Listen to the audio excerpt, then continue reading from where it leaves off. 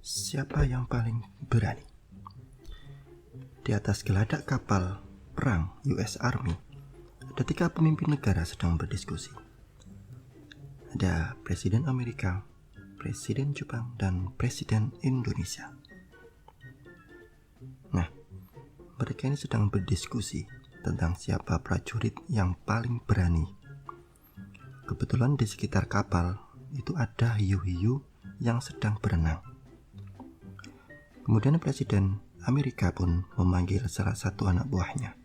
"Hei, kesini kamu.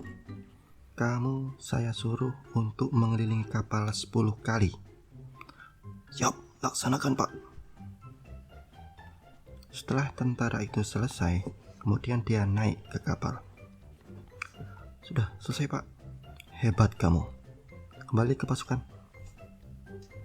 Nah, Presiden Jepang pun dia nggak mau kalah.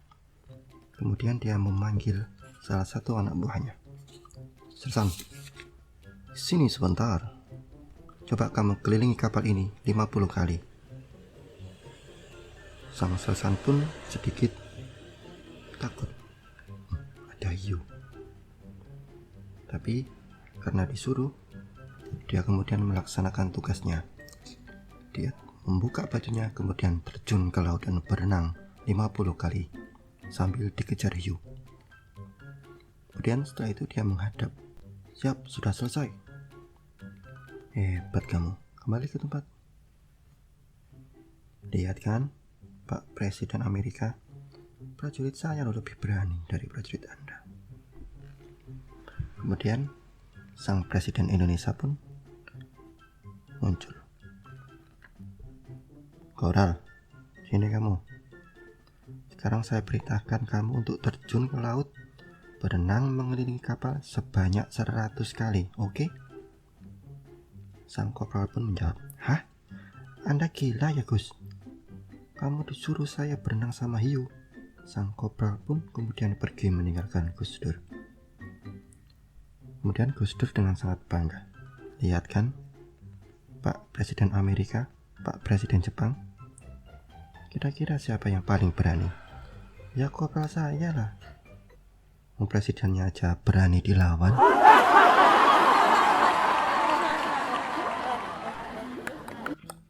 Gus Dur dan pendeta.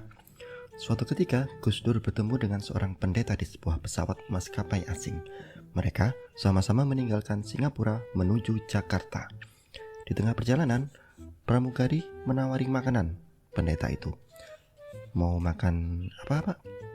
Kemudian si pendeta itu memesan daging babi dan menawarkan kepada Gus Dur. "Mari Gus, daging babinya enak loh." "Maaf, pendeta, saya tidak boleh makan daging babi." "Waduh, sayang sekali, padahal daging babi adalah daging yang paling enak di dunia." Gus Dur pun diam saja. Setelah pesawat mendarat di Jakarta, Gus Dur dan pendeta itu sama-sama berjalan menuju gerbang kedatangan. Di sana, Gus Dur sudah ditunggu oleh istrinya. Gus Dur kemudian bertanya kepada pendeta tersebut, "Pak pendeta, saya sudah dijemput ini oleh istri saya." "Loh, mana? Istrinya jenengan mana?" "Maaf Gus, saya tidak punya istri. Saya tidak boleh punya istri." "Waduh, sayang sekali," kata Gus Dur. "Padahal itu adalah daging paling enak di dunia." Di ruang perpustakaan pribadinya sedang terjadi diskusi yang serius antara Gus Dur dengan salah seorang anaknya yang kepingin jadi anggota lomba karya ilmiah remaja. Gus Dur pun bertanya, "Memangnya apa yang kamu bisa sumbangkan untuk lomba karya ilmiah sekolahmu, Duk?" Sang anak pun menjawab, "Sebuah penemuan dari penelitian yang saya lakukan sendiri." "Loh, apa itu?" "Penggabungan stek 3 jenis tumbuhan yang sangat berlainan spesiesnya, dan ternyata berhasil." "Loh, apa aja tumbuhan itu?" "Kelapa, singkong, dan tebu." Gus Dur pun terdiam dan gak percaya. "Loh, terus apa yang terjadi dengan ketiga tumbuhan itu?" Sang anak pun menjawab, "Jadi gethuk."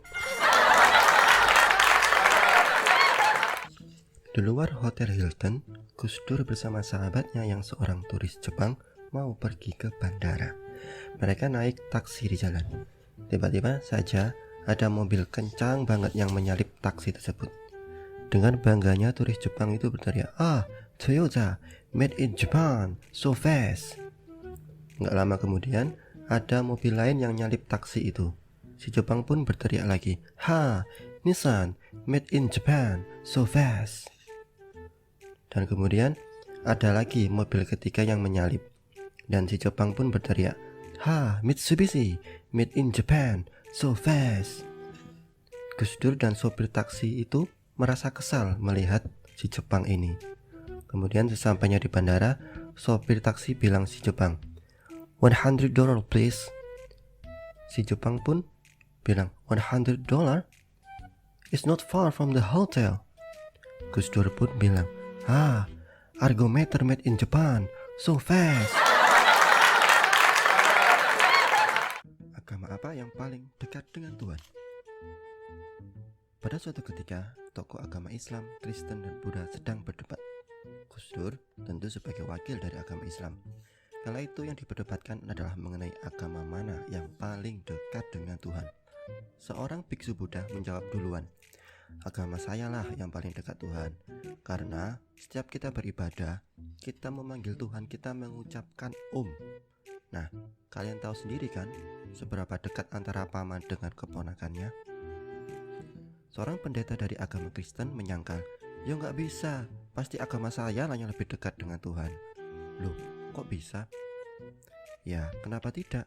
Agama Anda kalau memanggil Tuhan hanya Om. Kalau di agama saya, memanggil Tuhan itu dengan Bapak. Nah, kalian tahu sendiri kan, lebih dekat mana antara bapak dan anaknya daripada ponakan dengan pamannya? Jawab pendeta itu. Gus Dur yang belum mengeluarkan argumen masih tertawa. "Loh, Anda kok tertawa terus, Gus? Apa Anda merasa bahwa agama Anda paling dekat dengan Tuhan?" Gus Dur pun sambil tetap bertertawa mengatakan, enggak kok. Saya enggak bilang gitu. Boro-boro dekat. Justru agama saya ini yang paling jauh sendiri dengan Tuhan." Kok bisa? Lah gimana tidak, lawang kalau di agama saya itu memanggil Tuhan saja harus memakai pengeras suara.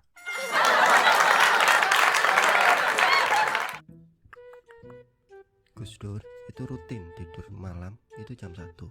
Ketika bertanya kepada keluarga atau pengawalnya, "Jam berapa sekarang?" dan jawabannya belum waktu tidur, maka dia nggak akan tidur.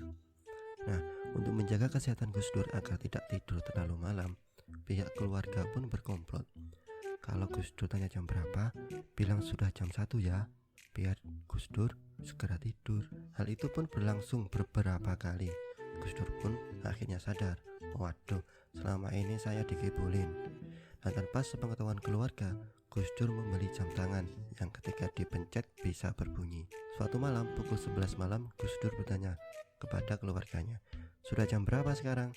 Kompak semua bilang, "Jam 1. Sambil tersenyum, Gus Dur pun langsung memencet jam tangan itu agar bisa didengar semuanya.